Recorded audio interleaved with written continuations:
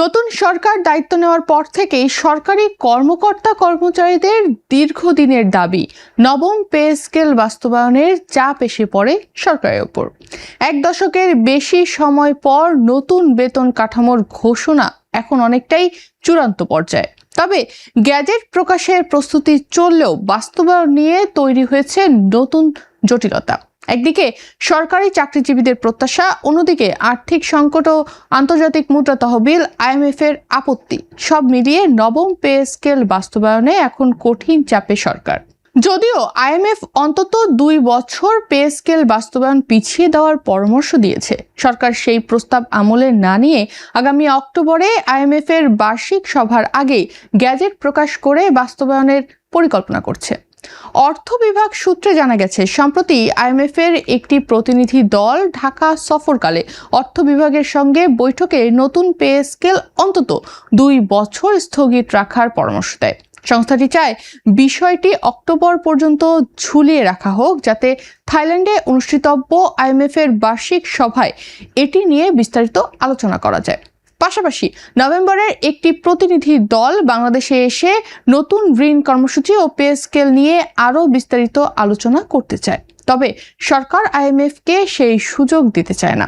এজন্য অক্টোবরের আগেই নতুন পে স্কেলের গ্যাজেট প্রকাশ করে বাস্তবায়নের পথে এগোতে চায় সরকার। এদিকে নতুন পে স্কেলের প্রস্তাব মন্ত্রিসভায় অনুমোদনের প্রস্তুতি নিচ্ছে অর্থ বিভাগ। ধারণা করা হচ্ছে যে কোনো দিন এটি মন্ত্রিসভার বৈঠকে উপস্থাপন করা হতে পারে, যদিও এখনো বৈঠকের সূচি চূড়ান্ত হয়নি। রূপায়ণ lake castle, welcome to the land of piece. Pay স্কেলের সার্বিক পরিস্থিতি নিয়ে সচিবালয়ের প্রধানমন্ত্রীর দপ্তরে প্রায় 5 ঘণ্টাব্যাপী বৈঠকও অনুষ্ঠিত হয়েছে সাম্প্রতিক সময়ে। এতে অর্থমন্ত্রী আবির খসরু মাহমুদ চৌধুরী, অর্থ সচিব doctor Khairuzzaman Majumdar, pay scale সংক্রান্ত ফোকাল পার্সন সহ ঊর্ধ্বতন কর্মকর্তারাও অংশ নিয়েছিলেন। বৈঠকে পে স্কেল বাস্তবায়নের সম্ভাবনা, সীমাবদ্ধতা এবং আর্থিক প্রভাব নিয়ে বিস্তারিত আলোচনাও হয়। পরে প্রধানমন্ত্রী দিক নির্দেশনা দিয়ে বলেন, বর্তমান আর্থ সামাজিক প্রেক্ষাপটে সরকার নতুন পে স্কেল বাস্তবায়নের সিদ্ধান্ত নিয়েছে। সেখান থেকে সরে আসার কোনো সুযোগ নেই, তবে ধাপে ধাপে বাস্তবায়নের বিষয়ে কাজ করার পরামর্শ দিয়েছেন তিনি। সংশ্লিষ্ট একাধিক সূত্র মতে জানা গেছে, নতুন পে স্কেলের আর্থিক প্রভাব, বাজেট ব্যবস্থাপনা, রাজস্ব সক্ষমতা এবং সামষ্টিক অর্থনৈতিক পরিস্থিতি নিয়ে প্রধানমন্ত্রীর সঙ্গে ধারাবাহিক বৈঠক করেছেন অর্থমন্ত্রী।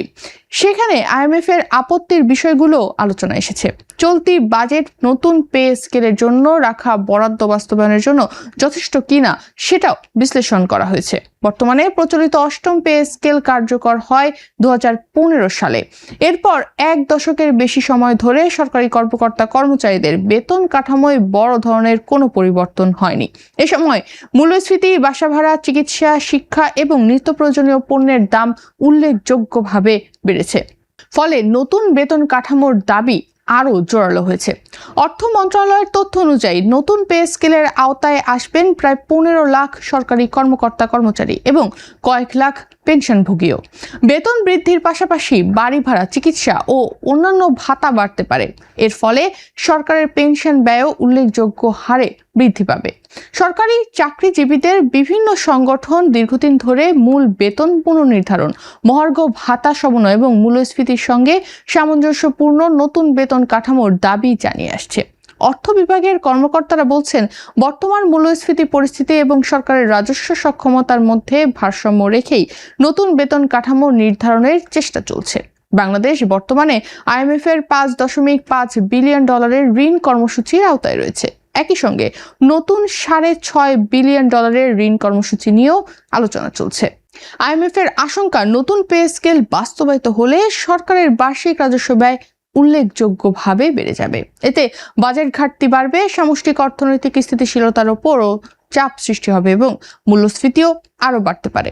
এর প্রভাব বেসরকারি খাতের চাকরিজীবীদের ওপরও পড়বে। এ কারণেই সংস্থাটি অন্তত 2 বছর পে স্কেল বাস্তবায়ন পিছিয়ে দেওয়ার সুপারিশ করেছে। অর্থনীতিবিদদের ধারণা, নতুন পে স্কেল কার্যকর হলে সরকারের বছরে অতিরিক্ত অন্তত 82,000 কোটি টাকা ব্যয় বাড়তে পারে। বেতন বৃদ্ধির পাশাপাশি পেনশন, উৎসব ভাতা, বাড়ি ভাড়া ভাতা এবং অন্যান্য সুবিধা বৃদ্ধির কারণে প্রকৃত ব্যয়ের পরিমাণ আরও বেশি হতে পারে। বর্তমান অর্থবছরে সরকারের পরিচালন ব্যয়ের বড় অংশই বেতন ভাতা ও পেনশন খাতে ব্যয় হয়। নতুন পে স্কেল বাস্তবায়িত হলে রাজস্ব আয়ের ওপর বাড়তি চাপ তৈরি হবে। ফলে রাজস্ব সংগ্রহ বাড়ানো এবং ব্যয় ব্যবস্থাপনায় আরও দক্ষতা প্রয়োজন হবে।